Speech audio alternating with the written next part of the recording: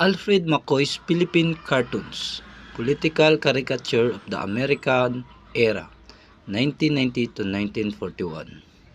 So first, what is a caricature?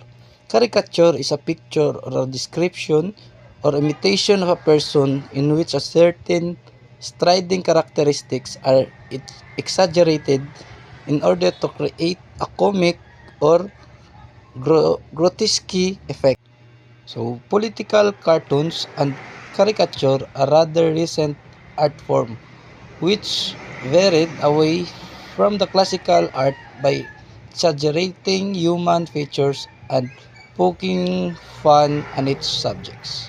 So, such as gene art and techniques become a part of the print media as a form of social and political commentary, which usually targets person of power and authority. So, Alfred W. McCoy, the author, was born on June 8, 1945. He is the GRW's male professor of history at the University of Wisconsin-Madison in 1989 and the director of the Center for Southeast Asian Studies.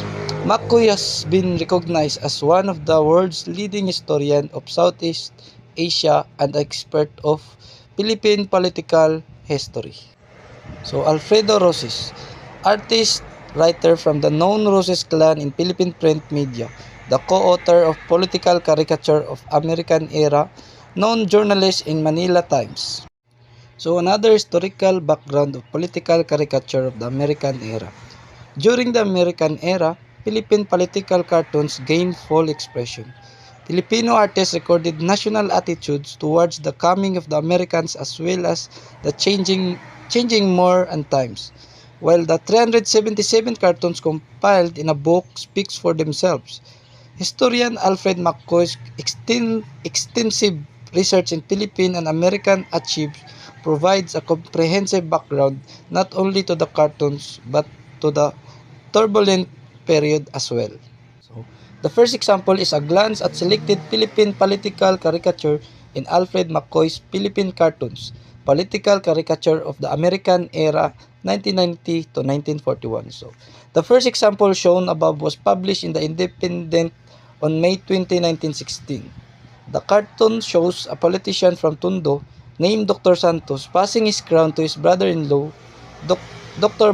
Barcelona, a Filipino guy as depicted wearing salakot and a barong Tagalog, was trying to stop Santos, telling the latter to stop giving Barcelona the crown because it is not his to begin with. So, the second example, the cartoon shows a Filipino child who stole a skinny chicken because he had nothing to eat.